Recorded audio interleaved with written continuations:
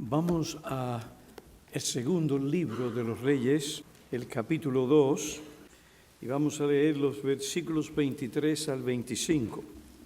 El tema del mensaje es Eliseo, los jóvenes, las osas y la severidad de Dios. La palabra de Dios declara: después subió de allí a Betel, y mientras subía por el camino, unos muchachos salieron de la ciudad y se burlaban, se morfaban de él, del profeta Eliseo, y le decían: sube calvo, sube calvo. Cuando él miró hacia atrás y los vio, los maldijo en el nombre de Jehová. Entonces, después de esa maldición, salieron dos osas del bosque y despedazaron de ellos a 42 muchachos. De allí Eliseo fue al monte Carmelo y desde allí regresó a Samaria. Después de un ministerio fructífero en Jericó, Eliseo se dirigió a Betel. Mientras subía a esta ciudad, aconteció un incidente que creó la ocasión para otro milagro. Sin embargo, en esta ocasión, la intervención extraordinaria de Dios por medio del profeta no fue para mostrar su bondad, sino su severidad, su juicio, su castigo, severidad o juicio contra la impiedad, irreverencia, impenitencia, profundamente arraigados en el corazón de aquellos que se burlaban de el mensajero de Dios y despreciaban su mensaje. Agradecido por la ayuda que he recibido al exponer este pasaje bíblico, consideremos varias cosas. En primer lugar, el lugar del infasto incidente, o el lugar del incidente infasto. Los personajes y animales implicados en este incidente, los datos históricos relevantes y las amonestaciones pertinentes. El lugar del incidente infausto. El término infausto significa desgraciado, triste, nefasto, funesto, algo trágico. Este incidente aconteció mientras Eliseo subía por el camino hacia Betel, a las afueras de esta ciudad. Este camino colindaba con un bosque. Betel estaba aproximadamente a unas 15 millas de Jericó. Tenía una de las escuelas de los hijos de los profetas y ocupaba un lugar importante en la nación de Israel. En este lugar Dios se apareció a Jacob en un sueño para confirmar el pacto que había hecho con su padre Abraham. Cuando Jacob despertó, dijo: ciertamente el Señor está en este lugar y yo no lo sabía. Padre en el sentido de patriarca. Ciertamente el Señor está en este lugar y yo no lo sabía. Y tuvo mucho miedo y dijo: cuán imponente es este lugar.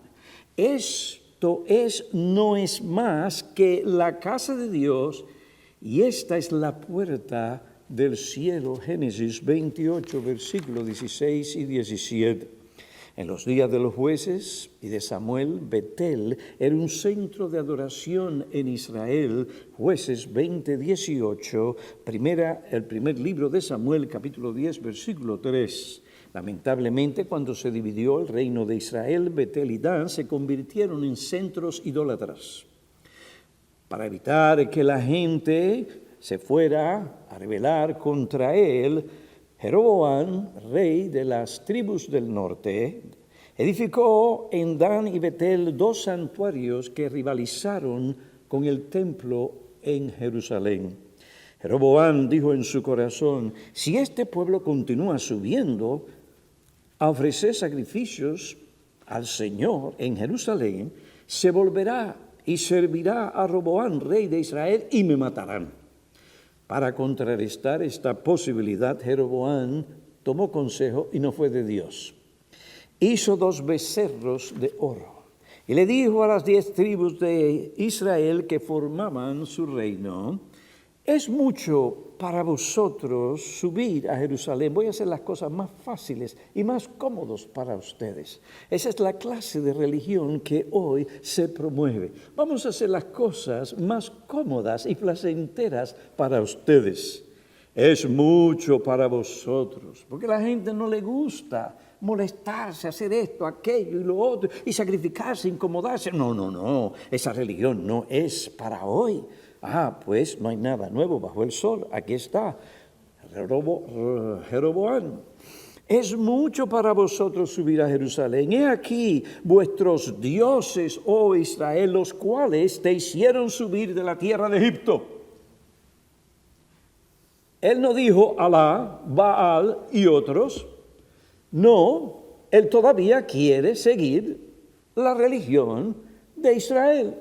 He aquí estos 2 becerros que ahora se han convertido aquellos dioses o las imágenes que ustedes usarán para adorar a Jehová. Aunque el hacer imágenes para representar a Dios violaba el 2º mandamiento, el rey Jeroboam no hizo caso. Hizo 2 imágenes para que representaran, como los católicos, a Jesús. Pues aquí a Jehová. Y así este hombre comenzó a desviar el corazón de la nación del único y verdadero Dios, Jehová, Yahvé, el Dios del pacto. A pesar del oscurantismo que esta idolatría produjo en la mayoría de los israelitas, que se desprendieron del Dios verdadero, se apartaron de Él y su verdad, a pesar de esta idolatría, Dios tuvo misericordia de Israel. ¿Y qué hizo en estas tribus, en este reino del norte? Pues Dios misericordiosamente estableció centros de enseñanza para los hijos de los profetas y al pueblo de Dios que todavía creía, adoraba y se sometía al verdadero Dios. Estos centros era donde se enseñaba la verdadera religión, el temor de Dios, y donde Dios continuaba manifestándose para dar vida y luz a sus escogidos.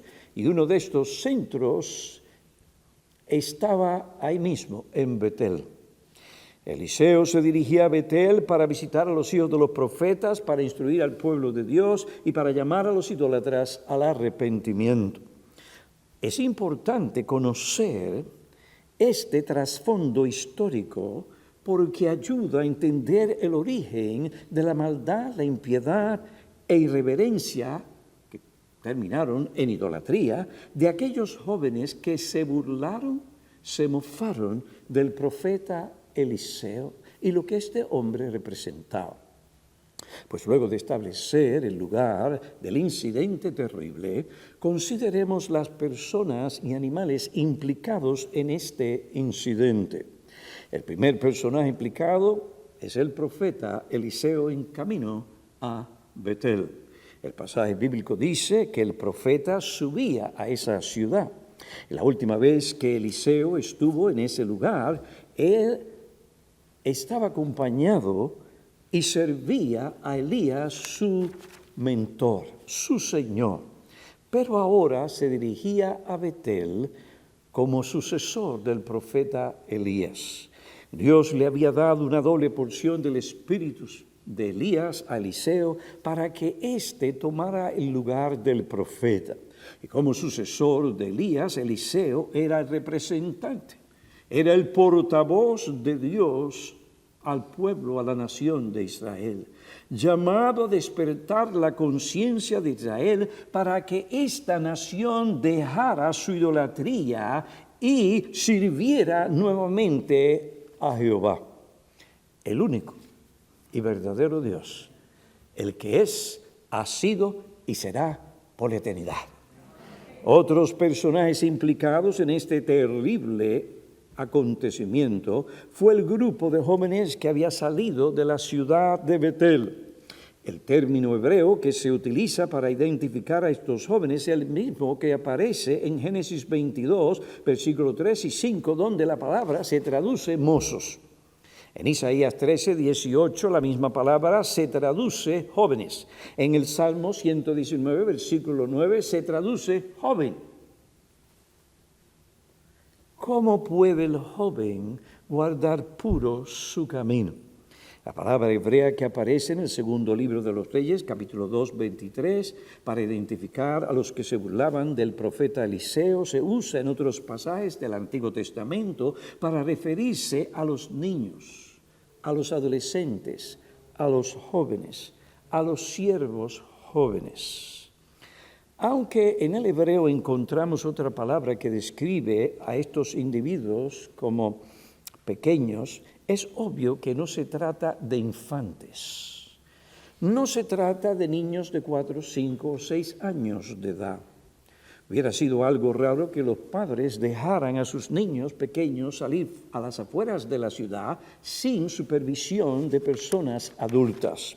Los individuos mencionados en este pasaje eran suficientemente capaces para salir y entrar a la ciudad de Betel por sí mismos. Eran capaces para darse cuenta de la calvicie del profeta. Eran individuos que podían distinguir entre el bien y el mal. Ellos tenían suficiente edad como para formar pandillas, hacer maldades y fechorías. Los animales atacaron a 42 de ellos. Eso implica que había mucho más. Había muchos más jóvenes o adolescentes en esa pandilla. Estas cosas muestran que aquellos que se burlaron del profeta eran adolescentes o jóvenes. Eliseo y los jóvenes son los personajes humanos implicados en este incidente terrible. Por otra parte, no podemos excluir de este incidente a las 2 osas que salieron del bosque. Ahora, puede ser que usted, como el pastor Arias, cuando yo estaba predicando sobre este texto, me dijo, Pastor Piñero, pero la Biblia o la versión del 60 dice osos. ¿En qué quedamos? ¿Son osos o son osas?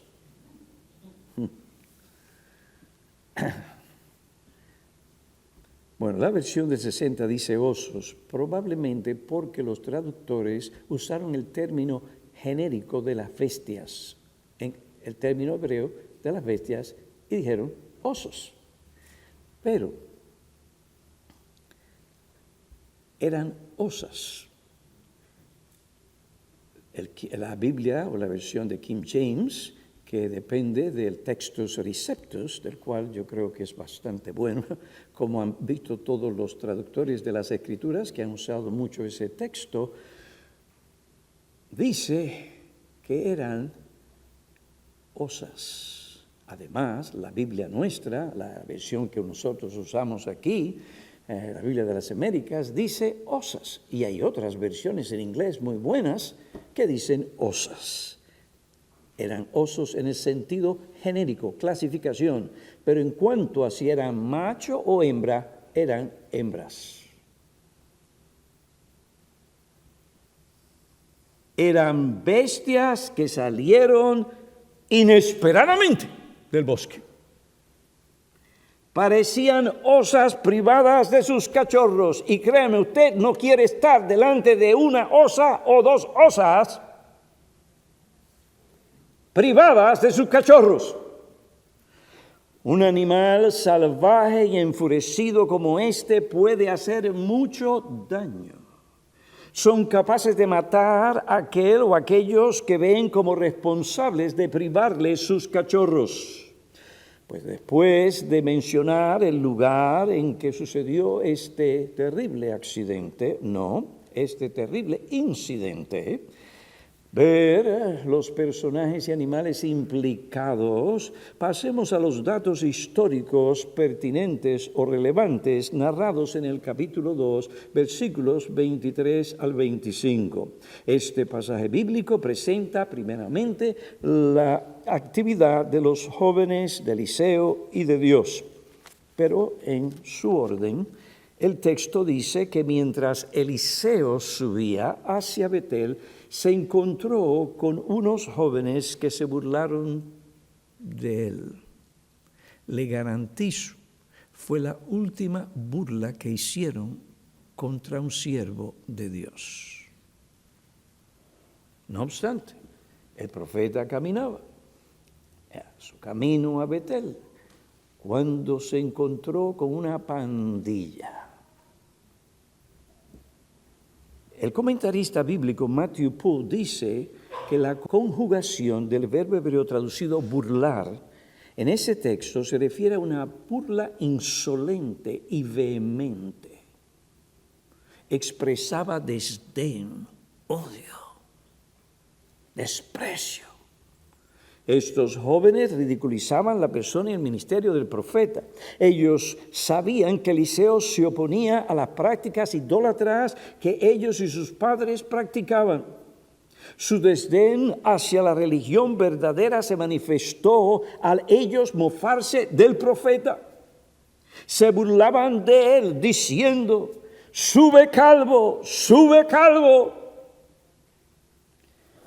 Es una falta de respeto, es una falta de amor, es un acto cruel despreciar o burlarse de una persona por su enfermedad, deficiencia o deformación física. Añado cualquier otra deformación. Estos jóvenes se burlaron de la calvicie o de Eliseo por su calvicie y de la obra maravillosa que Dios había realizado cuando Dios se llevó a Elías al cielo. Y se estaban mofando no solo contra Eliseo, sino también contra Elías, aunque Elías no estaba ahí, estaba en el cielo. Cuando los jóvenes le dijeron a Eliseo: "Sube calvo, sube calvo", no significa que ellos estaban pidiendo a Eliseo que subiera a la ciudad o donde ellos estaban, sino que Eliseo, como Elías, su amo anterior, subiera al cielo como lo hizo Elías. Tú que dices que eres sucesor de Elías, pruébalo. Sube calvo, sube al cielo. Déjanos ver tu poder. Y por si acaso, si subes, desaparécete, no vuelvas más. De manera similar, los que crucificaron al Señor se burlaban de él. Mateo 27, versículo 41, de igual manera también los principales sacerdotes, juntos con los escribas y los ancianos, burlándose de él, personas religiosas, líderes.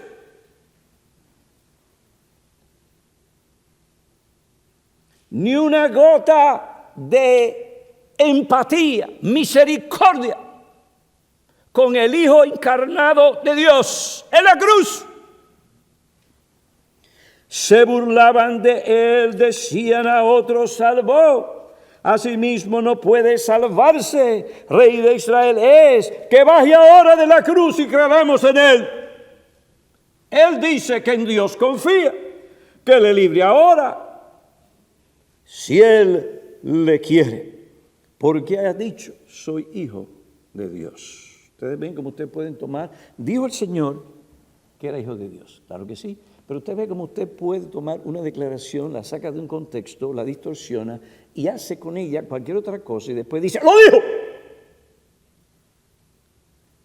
¿Cuál fue la intención? ¿Cuál fue el contexto? ¿Qué es lo que estaba pasando? Cuando el Señor lo dijo, estaba correcto. Cuando ellos lo dicen, era un pecado, una abominación. Era una burla. Eliseo, ya que tú dices ser su sucesor de Elías, entonces sube al cielo en un torbellino como Elías lo hizo. Las Escrituras describen la burla escarnecedora y despectiva como la actitud del impío. Salmo 1. Proverbios 1:22. Proverbios 13:1. Este tipo de burla humilla, desacredita. Aquí se trata de burlarse de una manera irrespetuosa y vil de una persona creada a la imagen de Dios. En ese sentido, tal burla menosprecia a Dios, el Creador, y a quien esa persona representa. Por otra parte, mofarse de alguien por alguna enfermedad, deficiencia, deformación, es un acto insolente, desvergonzoso y cruel. Hijos, oigan, entiendan, porque hoy en día, para los jóvenes, aún para los adultos, no hay vaca sagrada. Todo es un hazme reír, todo es una burla. Porque es algo incorrecto quemar la bandera de cualquier nación. No porque es un trapo, sino porque ese trapo o ese pedazo de tela representa a una nación. Vaya a hacer eso usted en Rusia o en China. ¡Ja! Ese fue el último día que usted existió en esta tierra. La actitud de estos jóvenes reflejaba una actitud general, no solo del ambiente en que vivían, su vecindario, sus vecinos, sino también de sus padres y de toda la nación de Israel. Esa actitud incorrecta, profana, de ese pueblo, de esa nación, hacia Dios, hacia su verdad, hacia su ley, hacia sus profetas y hacia sus mensajeros. Segundo libro de las Crónicas, capítulo 36, versículo 16, dice: pero ellos continuamente se burlaban de los mensajeros de Dios, despreciaban su palabra y se mofaban de sus profetas. Y alguien puede decir, pero está hablando del reino del sur, aquí en decadencia, listo para ser llevado por Nabucodonosor a Babilonia. En principio lo que dice allí también pasó con el reino y las tribus del norte de Israel. Estos jóvenes tenían esa actitud no solamente de ellos, de donde ellos recolectaron esto. Los jóvenes hoy nos dicen que quieren ser libres, que ellos son libres para hacer, deshacer. No es así. Ellos son producto de la influencia o de sus padres o de sus compañeros o de otras cosas alrededor de ellos, y todo eso combina con lo que hay dentro de ellos, que se llama una corrupción innata. Esas cosas le apelan. He aquí la actitud hacia Dios, su verdad, sus mensajeros y aquellos que la predican en todas las tribus de Israel. La primera fue llevada al cautiverio, las 10 tribus. Algunos se refugiaron en el sur y después llegó el juicio por Nabucodonosor. ¿Por qué? Porque se burlaron. No prestaron atención a las amonestaciones de Dios y de sus profetas. Rechazaron la misericordia de Dios. Rechazaron su bondad. Se mofaron, pero vino el juicio de Dios. Este pasaje bíblico describe la actividad de estos jóvenes. También nos presenta la actividad del profeta Eliseo. Versículo 24 dice que Eliseo miró hacia atrás y vio. Esto es lo que hacen los padres. No simplemente miran así de momento y rápido, impulsivo, ¡fuacatá!, a castigar, a reprender. No hay momento de meditación. ¿Qué fue lo que pasó aquí? ¿Qué es lo que hay? Ni de consulta a Dios. Hermano, todas estas cosas estaban pasando en la cabeza del profeta. Dice, Eliseo miró hacia atrás. Fue un acto deliberado, tranquilo. Y después dice que vio, como yo estoy viéndolos a ustedes. Sus rostros me dicen mucho de ustedes. Los predicadores no son Dios, se equivocan. El profeta podía equivocarse, pero no en esta ocasión. Y se lo voy a probar. Yo puedo, cualquier que predica aquí, cualquier predicador en cualquier sitio, mirar y ver y juzgar en un momento dado por la apariencia, etcétera, y allá fue. ¡Bum!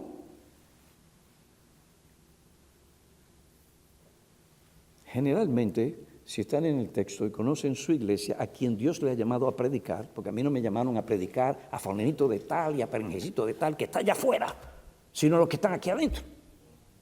Eso es pastoreo bíblico.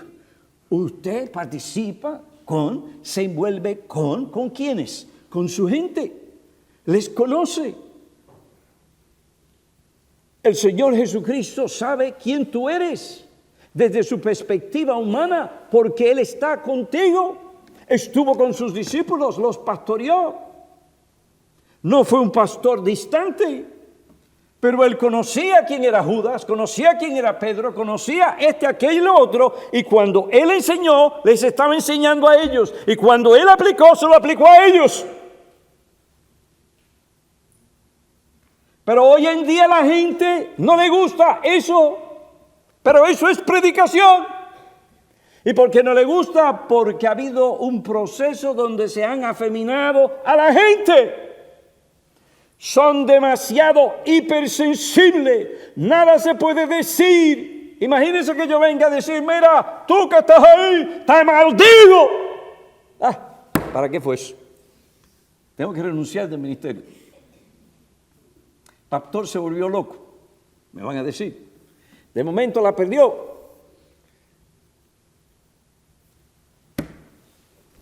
En ese momento, a quien el profeta maldijo no fue a los padres, no estaban allí. Él no estaba tratando con los padres.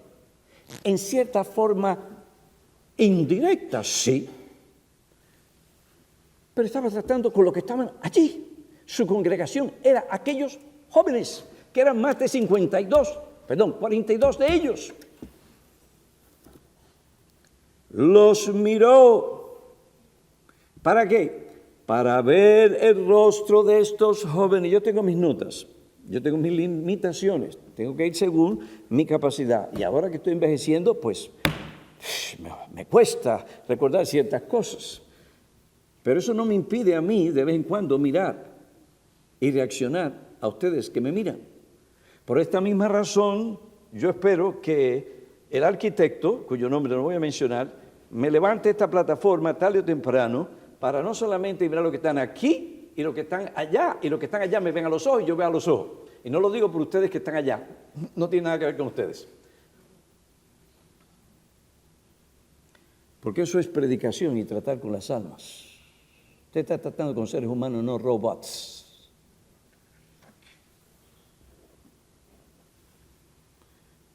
El profeta los miró. Ay, ay, ay, ay. La expresión "y los vio" indica que sus ojos hicieron contacto con los rostros y los ojos de estos jóvenes. El profeta los miró, ¿para qué? Para cerciorarse de la intención del corazón de ellos. Los ojos a menudo son como ventanas abiertas que nos permiten ver lo que está en el corazón. Hay personas que por más que intenten no pueden disimular. Es que uno las puede leer. El rostro se pone rojo, empiezan los gestos y todo lo demás, usted no tiene que decirse a sí mismo qué es lo que está pensando porque se lo está diciendo a través de los ojos. Usted puede mirar a los ojos y esos ojos usted puede percibir también la manera en que miran, reaccionan, etcétera. ¿Qué es lo que hay dentro del corazón? Ahora, por favor, nadie venga aquí pidiéndome, pastor, vamos a sentarnos, saque su bola y mire a mis ojos para que me diga el futuro. No, porque yo no dependo de eso. La Biblia dice que en última instancia, cuando se va a pasar un juicio, tú tienes que estar muy seguro de lo que estás haciendo. Y en el caso mío, que no tengo los dones del profeta, tengo que investigar, y eso toma tiempo. Pero cuando yo termino, soy mejor que Perry Mason. ¿Por qué? Porque no ha sido un juicio que fue de momento. Usted observó, siguió observando, siguió recopilando, y más que eso, que un Perry Mason no tiene, que vuestros pastores tienen, es el Espíritu de Dios. ¿Ya se preguntas? Muy bien, pero aquí no hubo necesidad. Dios estaba ministrando a Eliseo. Eliseo miró y vio sus rostros. ¿Para qué? Para asegurarse de la intención, oiga bien, de la intención del corazón. Pero los ojos, a menudo, no siempre, son las ventanas que nos dicen muchas cosas. A menudo el significado verdadero de lo que no se puede saber por lo que oímos, se puede percibir al ver los ojos de aquel que nos habla. Probablemente el profeta miró para cerciorarse de la intención o de la burla o el motivo para esta burla.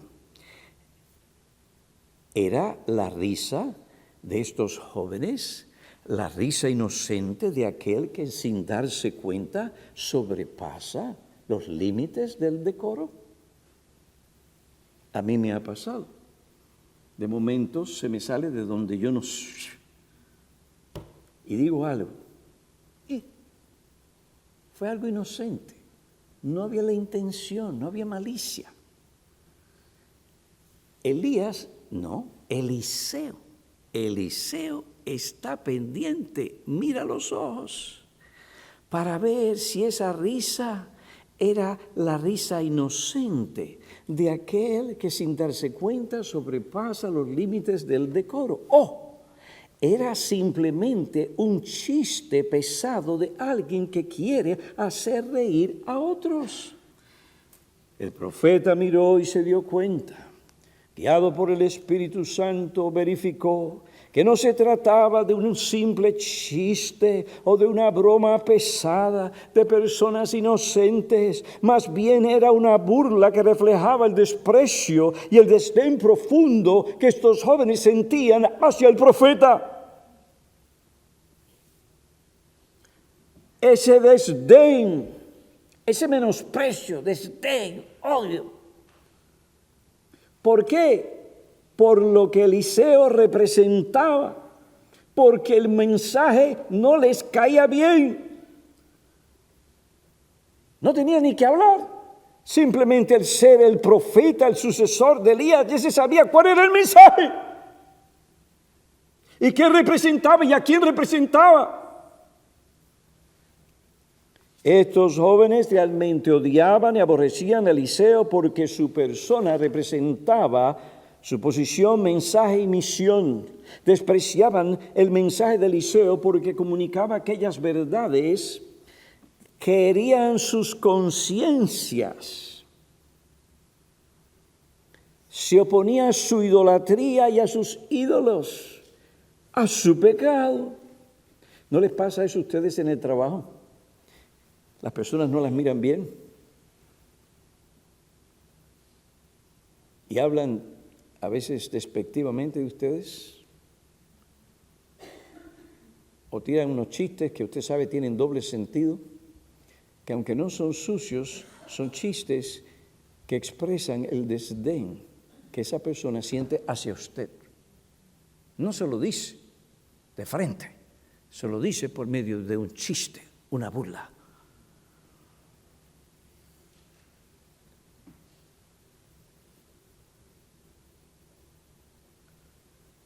Estos jóvenes despreciaban la persona, el mensaje, el ministerio de Eliseo, porque representaba la persona, la voluntad y la obra de Dios, que llamaba a estos jóvenes a abandonar a sus ídolos, sus pecados, su impiedad y arrepentirse de su maldad para Dios extender por medio del profeta su misericordia. Esta mirada del profeta es algo que no deberíamos pasar por alto. Tal mirada fue suficiente para que estos jóvenes se avergonzaran y se arrepintieran. Estos jóvenes habían llegado a tal grado que ni la mirada del profeta les avergonzaba. Fue una mirada a la misma vez de misericordia que debería detenerles de seguir adelante lo que estaban haciendo. Por otro lado, fue una mirada que nos muestra que el profeta no actuó de una manera irreflexiva, impulsiva, carnal o precipitada. Él no perdió sus cabales. Cuando maldijo a estos jóvenes, el profeta Eliseo actuó con sobriedad, dominio propio y buen juicio. Su maldición procedía de un discernimiento claro de la voluntad de Dios. Ustedes no lo ven. ¿Cómo es eso, pastor? Dice que los maldijo, no en su nombre, o porque estaba airado con ellos. Dice que los maldijo en el nombre de ¿qué? ¿Usted quiere dar una maldición a otra persona? ¿Está llamando a Dios? ¿O está diciendo que Dios y lo hace en el nombre de Dios? Oiga, el profeta tenía que saber la voluntad de Dios.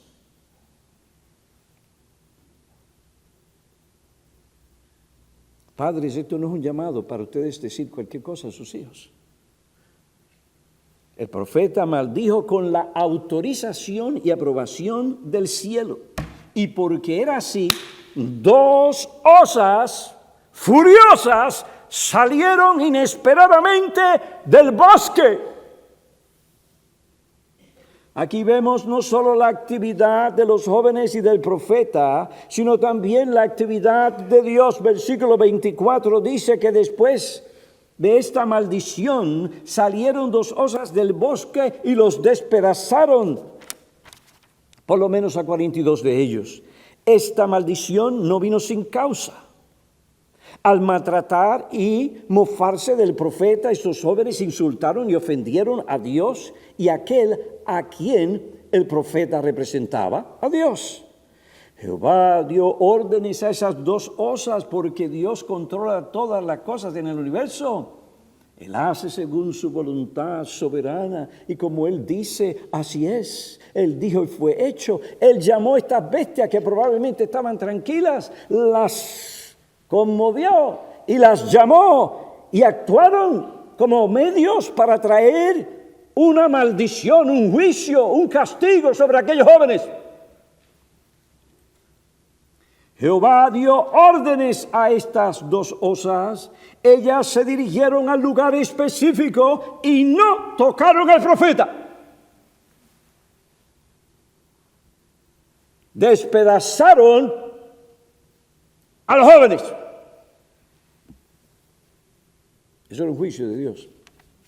Eso es algo parecido a Elías cuando oró, Señor, muestra que tú eres Dios. Tu verdad, y yo soy tu profeta. ¿Y qué pasó? Fuego del cielo inmediatamente cayó y consumió todo aquel sacrificio.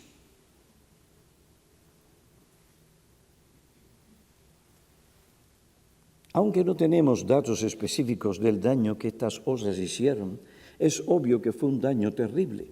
La manera de, el término despedazar habla de un acto violento que dejó heridas y cicatrices profundas. Oigan bien lo que está pasando aquí. El texto dice, los despedazaron. Probablemente algunos jóvenes murieron, otros estaban gravemente heridos, otros fueron desmembrados. Grande fue el daño que trajeron estas dos bestias enfurecidas. Ninguno de los jóvenes que sobrevivieron salieron de aquel lugar riéndose, burlándose, mofándose. Después de haber considerado el lugar, los personajes y animales implicados, los datos históricos, pasemos por último a dos amonestaciones que están en el texto y espero continuar con esto esta noche.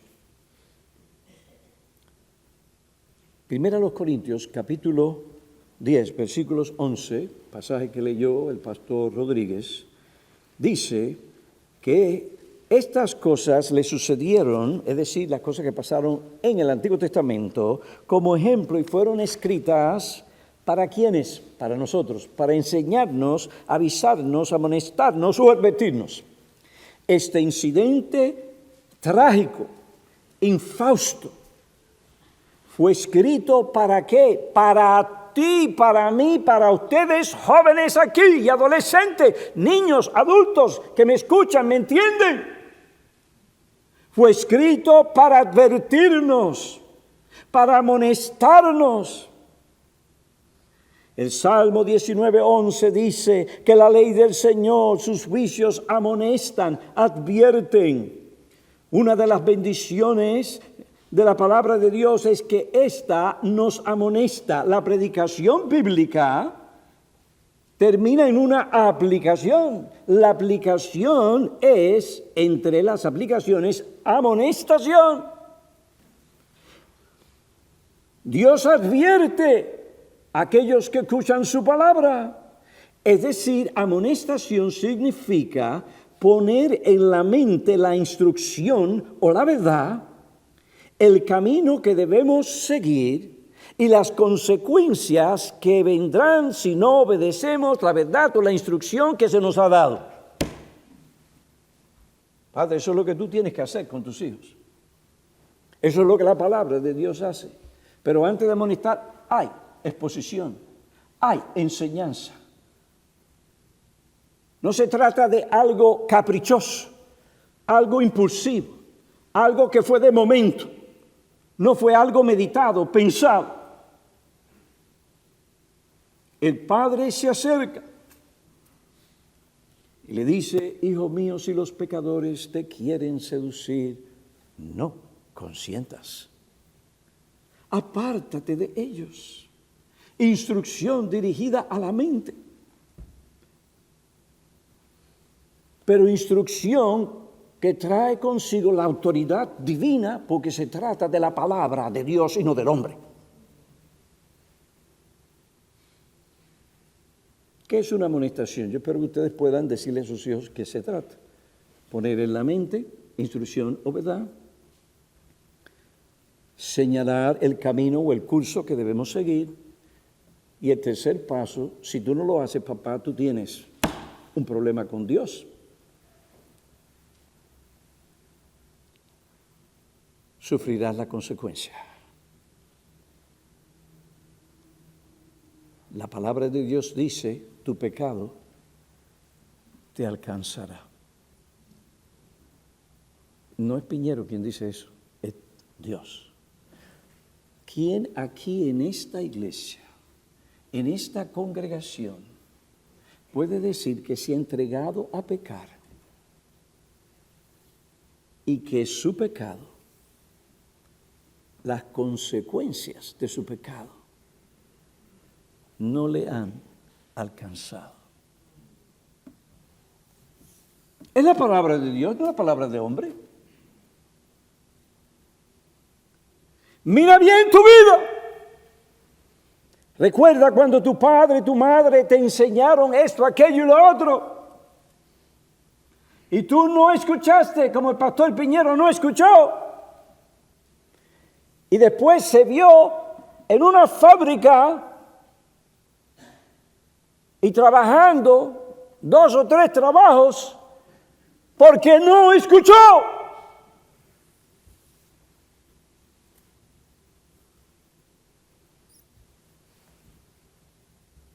Tu pecado y el mío en el tiempo de Dios, no en el tuyo, te alcanzará o me alcanzará a mí. No lo dudes.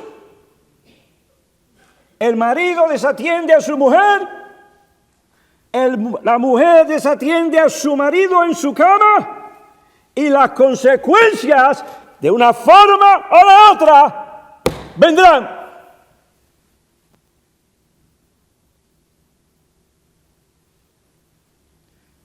Primera a los Corintios capítulo 7 se dice claramente que no se puede negar uno al otro. Y dice, ¿por qué?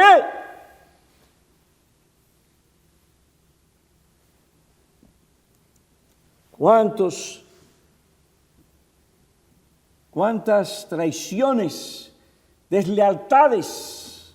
El adulterio no comienza con el simplemente hecho de estar con otra mujer que no es tu mujer.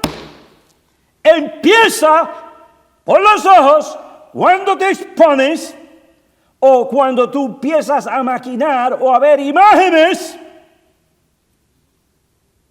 que te seducen. Y tarde o temprano estás en el baño con otra mujer, otro hombre.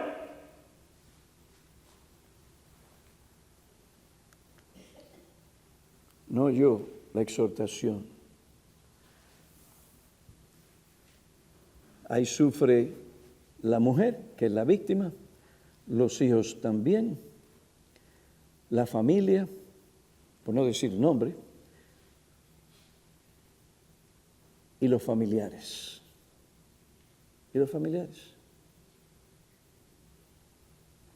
La iglesia. Tú no estás tratando aquí en esta mañana con un hombre, te burlas, te engañas a ti mismo, escondidas.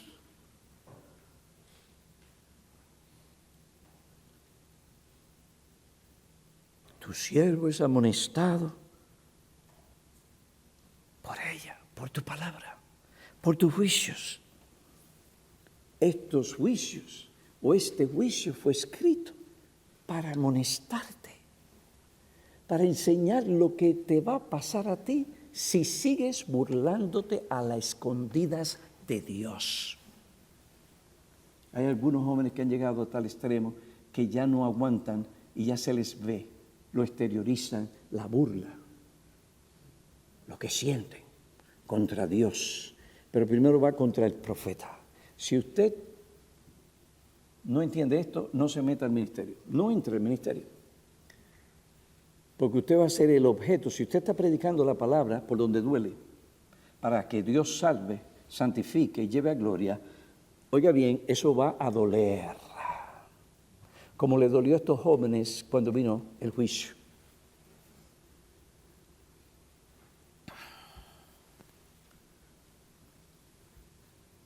La primera amonestación que debemos aprender es la siguiente: no desprecies el gran privilegio de la predicación fiel de la palabra de Dios por medio de aquel que Él envió a predicarla. Es bien sencillo. No desprecies el gran privilegio de la predicación, del mensaje, de lo que representa el profeta o de la palabra de Dios por medio de aquel que Dios envió a predicarla. Si lo haces tarde o temprano, caerás bajo el castigo y el juicio de Dios. Tu pecado te alcanzará. Las consecuencias de tu pecado te alcanzarán. La mayor bendición que Dios dio a los habitantes de Betel fue la visita de su siervo Eliseo. Él había sido llamado por Dios a enseñar y a proclamar la palabra de Dios con fidelidad. Esta palabra convierte al alma. Esta palabra da sabiduría al humilde, guía al perdido, consuelo al quebrantado. Es una palabra que trae esperanza al alma. Es una palabra o un mensaje de vida eterna. Una palabra que trae vida para aquel que está perdido en sus delitos y pecados. Esta palabra convierte al alma. Es el medio que Dios usa para dar a conocer su verdad salvadora.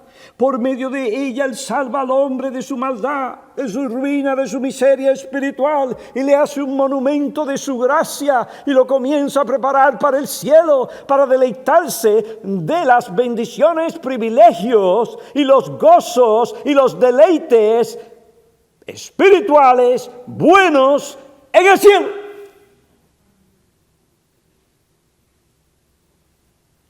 Esta palabra trae verdadero gozo, trae verdadera paz, trae verdadera felicidad. Da a los incrédulos la sabiduría que conduce a la salvación, que es por la fe. El mayor privilegio que pueda recibir un joven o cualquier otra persona no es un auto nuevo.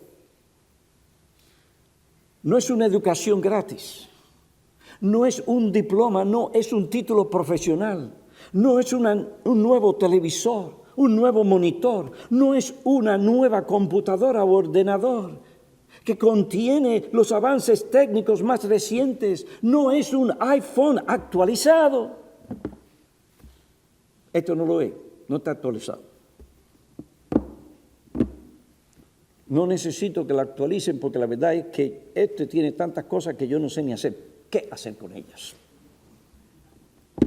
Pero no es un iPhone nuevo.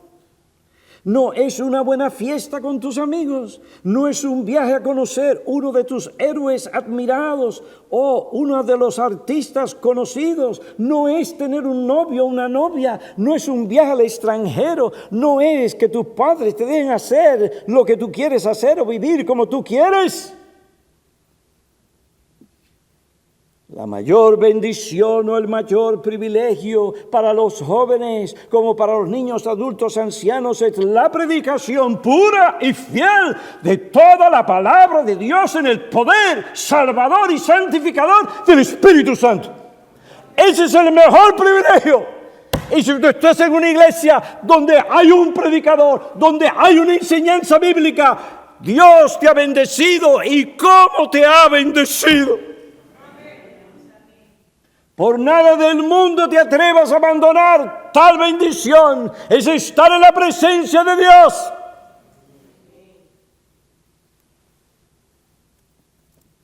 Aquellos jóvenes que se burlaron del profeta despreciaron este privilegio y la bendición que Dios les concedió. ¿Y qué les sucedió? Incurrieron en el disgusto y el castigo de Dios. La burla de aquellos jóvenes no fue algo inocente o fruto de la ignorancia. Lo contrario, reflejaba animosidad, odio, resentimiento contra el profeta y su mensaje. Joven, escúchame. Dios hoy por el profeta te está mirando. Eso es una mirada de misericordia. Te está diciendo que abandones tu camino, tu incredulidad, tu desobediencia, tu pecado y que te vuelvas a Dios, que es amplio en perdonar. No desprecies esa mirada, no desprecies esa oportunidad. Dios es el que te llama. Tu problema no es con el ministro o con tu papá o con tu mamá o con aquel amigo que es fiel. Tu problema es con tu corazón y principalmente es con tu corazón por lo que tú eres. Tú eres una criatura rebelde en contra de Dios. Los maestros no te dicen eso. Los maestros te dicen que tú eres bueno, que tú no tienes que depender de Dios para vivir y tomar decisiones en tu vida. Claro, no es Él el que va a sufrir por las consecuencias de tu pecado.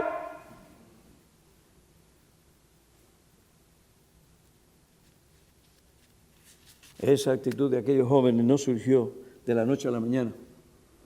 Era algo muy profundo en el corazón, adquirido probablemente por la actitud de otros. Las críticas, los comentarios, las enseñanzas, el comportamiento de sus padres que despreciaban todo lo que el profeta representaba y por la cultura en que ellos vivían, una cultura idólatra que odiaba a Dios.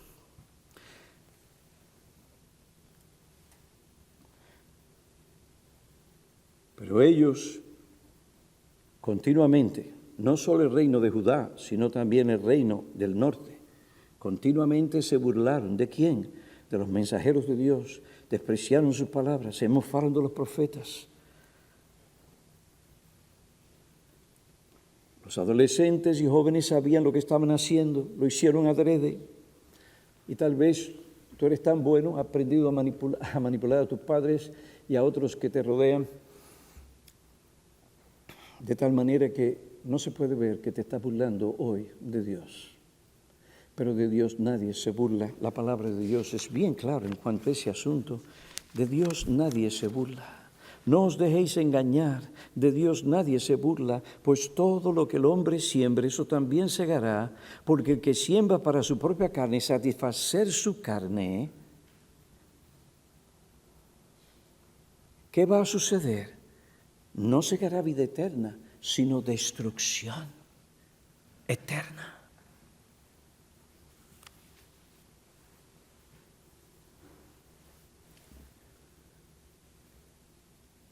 Hijos míos, no améis el mundo ni las cosas de este mundo. Y si alguno ama al mundo, el amor del Padre no está en él. Porque todo lo que hay en el mundo, las pasiones de la carne, la pasión, lo que trae deleite a los ojos, la arrogancia de la vida, las riquezas, la popularidad, el poder, sin Dios, es destrucción. Y el mundo, con todas esas cosas, pasa. Pero el que hace la voluntad de Dios permanece para siempre. ¿Y cuál es la voluntad de Dios? Es esta, porque esta es la voluntad del Padre, dijo Jesús, que todo aquel que ve al Hijo y cree en Él, tenga vida eterna. El que cree en el Hijo tiene vida eterna, pero el que no obedece al Hijo no verá la vida, sino que la ira de Dios permanece sobre él.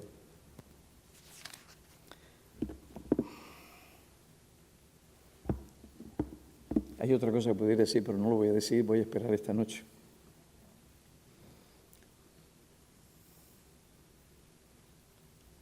Joven, si hoy oyes la voz de Dios, adulto, no endurezcas tu corazón. Porque Dios puede darte lo que tú quieres. Y lo que tú quieres no es lo que tú necesitas. Joven, la advertencia para ti es hoy. Buscad a Jehová mientras Él pueda ser hallado. Llamadle mientras Él está cerca hoy. Y te está llamando a ti para que creas en Cristo. ¿Por qué tú necesitas a Cristo? Porque tú eres un pecador. Tú has violado la ley de Dios.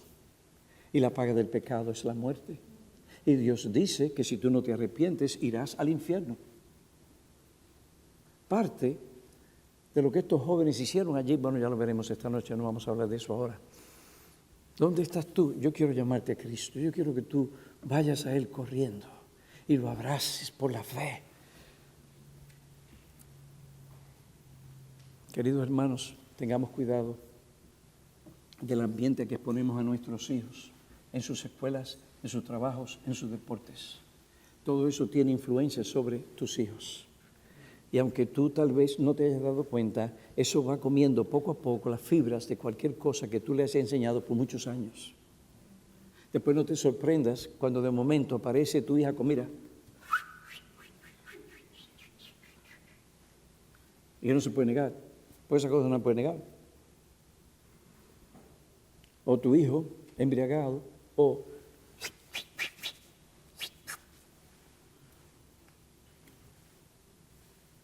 una dosis excesiva a la otra vida sin Dios, sin esperanza, al infierno. Los cobardes tendrán, y los mentirosos, su lugar en el infierno para siempre. Ven a Cristo hoy. Si no, estarás llenos de heridas y de cicatrices muy profundas.